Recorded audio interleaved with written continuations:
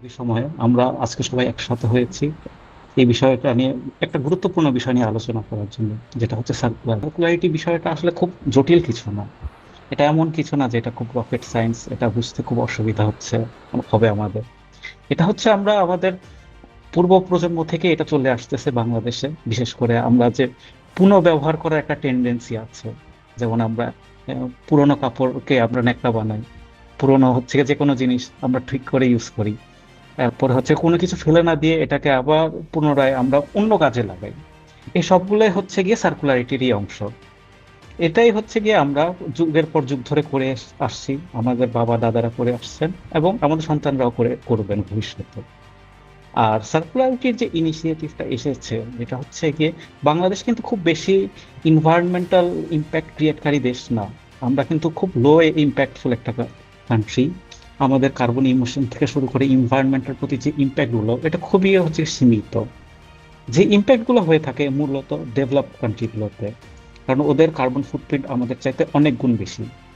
আর যুগের পর যুগ ধরে ওনারা হচ্ছে কি এই ধরনের কনজাম্পশন বাড়ানোর কারণে, প্রোডাকশন বাড়ানোর কারণে এই যে ইম্প্যাক্ট গুলো, যে ক্লাইমেট ইম্প্যাক্ট, যেটা এই বছরেরই একটা উপপাদ্য, যে আমাদের ক্লাইমেট অ্যাকশন নিয়ে কাজ করতে হবে। তো দেখা যাচ্ছে যে আমরা হচ্ছে একটা প্রোডাকশন রিলেটেড নেশন, আমরা হচ্ছে ম্যানুফ্যাকচার করি অ্যাপারেল। এই কাজগুলোতে আমাদের হচ্ছে এখন সার্কুলারিটি ইন্টিগ্রেট করতে। বিশেষ করে দেখা যাচ্ছে যে বিভিন্ন ধরনের প্রতিবন্ধকতা আছে আমাদের এই সার্কুলারিটিটা ইমপ্লিমেন্টেশন করতে গিয়ে। যেমন দেখা যাচ্ছে যে আমাদের যে ঝুটগুলো জেনারেট হয়, ওটা বেশিরভাগই আপনার দেশের বাইরে চলে যায়, যার কারণে আমাদের রিসাইক্লিং সেক্টরটা গ্রো করতে পারতেছে না। আর এই রিসাইকেল ঝুটটাই দেশের বাইরে গিয়ে আবার রিসাইকেল হয়ে দেশে যখন আসতেছে, তখন উল্টো আরো দেখা যাচ্ছে যে কম দাম পড়তেছে। কারণ আমাদের সেক্টরটা এখনো ডেভেলপ হয়নি, এই রিসাইক্লিং সেক্টরটা। এটা এখনো আরো আপনার গভর্নমেন্টের ইনসেন্টিভাইজেশন পেলে, আরো হচ্ছে ট্যাক্স হলিডে পেলে, তারপরে হচ্ছে বিশেষ করে ফরেন ইনভেস্টমেন্ট আসলে, তারপরে হচ্ছে গিয়ে এই সেক্টরটা আরো ডেভেলপড হবে। দেখা যাচ্ছে যে আমাদের 65% যে ওয়েস্টই হচ্ছে গিয়ে দেশের বাইরে চলে যাচ্ছে, যার কারণে আমাদের হচ্ছে রিসাইক্লাররা এই ফিড স্টক গুলো পাচ্ছে না।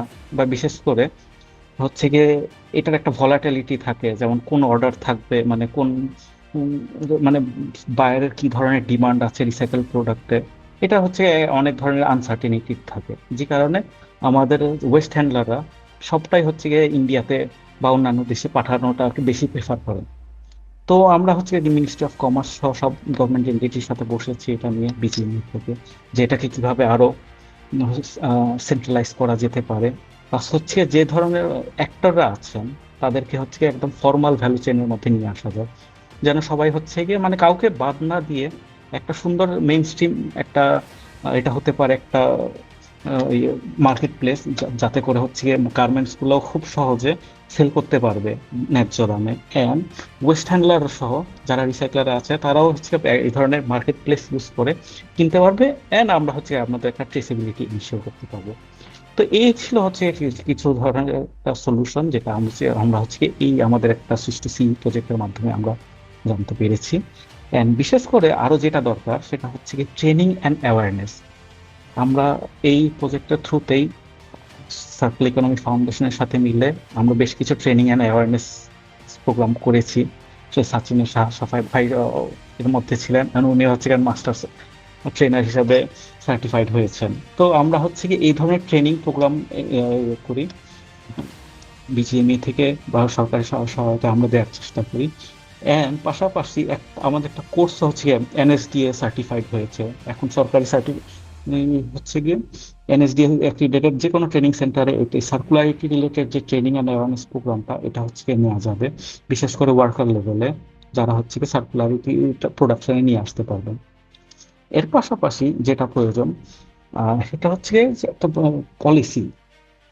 আমাদের বাংলাদেশে এখন সার্কুলারিটি নিয়ে তেমন কোনো পলিসি বা কোনো ইয়ে আসেনি। And আমরা এটা চেষ্টা করতেছি যে আমাদের যেহেতু একটা এক্সটেনশন পেয়েছি আমরা সুইচ টু সি প্রজেক্টের সাথে, আমরা হচ্ছে গিয়ে চেষ্টা করবো গভর্নমেন্টের সাথে একটা বাংলাদেশের জন্য ন্যাশনাল পলিসি ফ্রেমওয়ার্ক করা, যাতে করে হচ্ছে গিয়ে ম্যানুফ্যাকচারার থেকে শুরু করে একদম এন্ড ইউজার রিসাইক্লার সবার হচ্ছে গিয়ে একটা স্টেক থাকে, এন্ড এটা কিভাবে অপারেট হতে পারে, একটা বিজনেস কেস কিভাবে হতে পারে, এটার একটা পোর্টফোলিও থাকে সবার। আর অংশগ্রহণের করা কিভাবে হতে পারে একটা মোডালিটি আমরা নিয়ে আসার চেষ্টা করতেছি। অ্যান্ড সাচিনের মতো থিঙ্ক ট্যাঙ্ক এখানে বেশ গুরুত্বপূর্ণ ভূমিকা পালন করতে পারে আমি মনে করি।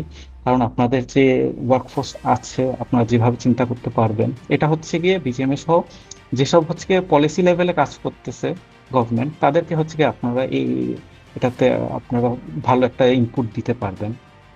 হ্যাঁ, এর পাশাপাশি যেটা প্রয়োজন যে আমাদের হচ্ছে যে এডুকেশন ইনস্টিটিউট গুলোতে এই সার্কুলারিটি রিলেটেড মোডালিটি গুলো নিয়ে আসা, যেমন কোনো প্র্যাকটিক্যাল কোর্সেস ইনক্লুড করা, বা বিশেষ করে যারা শিক্ষার্থী আছেন তারা যেন ইন্ডাস্ট্রিয়াল ভিজিট গুলোতে দেখতে পারে যে কিভাবে ওয়েস্ট গুলো ম্যানেজ হচ্ছে, বা যারা হচ্ছে গিয়ে এখন শুরু করেছেন তারা হচ্ছে গিয়ে কিভাবে এটা ম্যানেজ করতেছেন, ওয়েস্ট সেগ্রিগেট থেকে শুরু করে ফ্যাক্টরি থেকে কিভাবে যায়, এন্ড এটা ওয়েস্ট হ্যান্ডলার থেকে কিভাবে রিসাইক্লাররা রিসাইক্লিং করে। এই জিনিসগুলো যদি আমাদের স্টুডেন্টরা ধীরে ধীরে এটা ইনকর্পোরেট করতে পারে আমাদের এই এডুকেশন ইনস্টিটিউটগুলো, ইউনিভার্সিটিগুলো, তাহলে একটা প্র্যাকটিক্যাল নলেজ হবে আমাদের স্টুডেন্টদের জন্য, যারা হচ্ছে নেক্সট জেনারেশন এই যে এই আরএমজি সেক্টর সহ শুরু করে হচ্ছে এই সেক্টরগুলোতে নেতৃত্ব দিবেন। অ্যান্ড সার্কুলারিটি শুধু এমন না যে আরএমজি সেক্টরেই প্রয়োজন, এটা আমাদের দৈনন্দিন জীবন থেকে শুরু করে যেখানে প্রোডাকশন হচ্ছে আমরা চেষ্টা করব যেন ডিজাইন ফেজ থেকে শুরু করে আপনার এটা ইউজ কেস কিভাবে হয় ও সবগুলোতে হচ্ছে কে সার্কুলারিটি ইনকর্পোরেট করা। এটা হতে পারে যে আমরা যখন ডিজাইন করব, যারা ডিজাইনার আছে তারা শুরুতে চিন্তা করবেন যেন যেন হচ্ছে ওয়েস্টটা রিডিউসড হয়, ম্যানুফ্যাকচারিং ওয়েস্ট। আমরা দেখেছি যে বেশ কিছু ম্যানুফ্যাকচারার হচ্ছে গিয়ে 95-96% পর্যন্ত ওদের কাস্টিং ওয়েস্ট কমিয়ে ফেলতে পেরেছেন, জাস্ট বিকজ তারা হচ্ছে latest technology, latest cutting machine install করেছেন। তারপর হচ্ছে গিয়ে যে এটাকে কিভাবে প্রোডাকশন ফ্লোরের মধ্যে সেগ্রিগেট করে ফেলা যায়, যেন হচ্ছে কি এটা একটা বেটার ভ্যালু পাওয়া যায়, পরবর্তী প্রসেসগুলো আরো একটু স্ট্রিমলাইন হয়ে যায়। And তারপর থেকে এডুকেট করা কনজিউমারদের, এটাও একটা গুরুত্বপূর্ণ ভূমিকা। কারণ আপনাদের কনজিউমাররা দেশে এবং দেশের বাইরে যারা আছে তারা যদি নাই বুঝে যে এটা কিভাবে তৈরি হয়েছিল এন্ড এটা কিভাবে ইউজ করলে এটাকে ম্যাক্সিমাম ইউটিলাইজ করা যায়, এটা হচ্ছে একটা গুরুত্বপূর্ণ ভূমিকা, যেটা এখানে হচ্ছে ব্র্যান্ড সহ শুরু করে সবাই হচ্ছে কি এই স্টোরিটা সবাইকে জানাইতে পারবে যে কনজিউমারদেরকে যে আসলে এটাকে জাস্ট লিনিয়ার ইকোনমি থেকে আমাদের বের হয়ে আসতে হবে।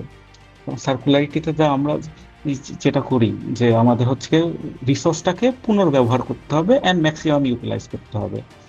তো আমরা হচ্ছে এই চেষ্টাটাই করছি যেন সব স্টেক হোল্ডাররা এই জিনিসটাকে মাথায় নিয়ে কাজ করেন। এন্ড পরবর্তীতে এই যে কনজিউমার গভর্নমেন্ট এন্ড যে প্রডিউসারের যে একটা মেলবন্ধন হবে, তাতেই হচ্ছে কি এই আমাদের যে ব্রডার গোল যে সার্কুলারিটি গোলগুলোকে অ্যাচিভ করা তা সম্ভব হবে। কারণ দেখা যাচ্ছে যে ইউরোপিয়ান ইউনিয়ন সহ যেসব যে বাইং নেশন আছে যারা বাংলাদেশ থেকে পণ্য কেনেন, প্রোডাক্ট থেকে শুরু করে অন্যান্য জিনিস, তারা হচ্ছে গিয়ে দৈনন্দিন এই বিষয়গুলো নিয়ে হচ্ছে গিয়ে জোর দিচ্ছেন। দেখা যাচ্ছে 2027-28 থেকে আমাদের অনেক কিছুই ইমপ্লিমেন্ট করতে হবে, ডিজিটাল প্রোডাক্ট পাসপোর্ট সহ আমাদের ইমপ্লিমেন্ট করতে হবে। তো এই নিয়ে আমরা বিসিএমএ থেকে বেশ কয়েকটা পাইলটও করছি একটা ফ্যাক্টরিতে যে ডিপিপি ইন্টিগ্রেটেড করা। আমাদের বিজিএমএ থেকে অলরেডি একটা এমওইউ হয়েছে ডিজি প্লাসের সাথে অ্যান্ড অ্যাওয়ার আরেকটা ট্রেসিবিলিটি অর্গানাইজেশন তাদের সাথে। অ্যান্ড আমাদের বেস্ট সেলার সৃষ্টি সি প্রজেক্টে তো আমাদের আহ, আরেকটা পার্টনার ছিল রিভার্স রিসোর্সের, ওনারাও হচ্ছে ট্রেসিবিলিটি পার্টনার। তো এটার মাধ্যমে আমরা হচ্ছে কি আগিয়ে নিয়ে যাচ্ছি, আমাদের ম্যানুফ্যাকচারারদেরকে এডুকেট করছি যে কিভাবে আসলে ডিজিটাল প্রোডাক্ট পাসপোর্ট প্লাস হচ্ছে ট্রেসিবিলিটি ইন্টিগ্রেট করা যায় প্রোডাকশন সিস্টেমের সাথে। ধন্যবাদ সাচিনকে যে একটা যুগোপযোগী সময়ে এই বিষয়টা নিয়ে কথা বলতে আমাকে সুযোগ দিয়েছেন। Thank you Sachin once again for giving me the opportunity to speak about my journey towards circularity. আমি বিশ্বাস করি যে বিসিএম এর যে প্রচেষ্টা, আমাদের যে সম্মিলিত প্রচেষ্টা, এটা এই সেক্টরটাকে ডেভেলপ করতে, রিসাইক্লিংকে আরো প্রমোট করতে সাহায্য করবে। পরবর্তীতে যারা এটা নিয়ে আরো কাজ করবে ভবিষ্যতে, যে স্টুডেন্টরা আছেন, তোমাদের যে ধরনের ট্রেনিং অ্যান্ড অ্যাওয়ারনেস প্রয়োজন, যে ধরনের ক্যাপাসিটি বিল্ড করা প্রয়োজন প্রফেশনালদের, সেই উদ্দেশ্যটা সার্থক হবে।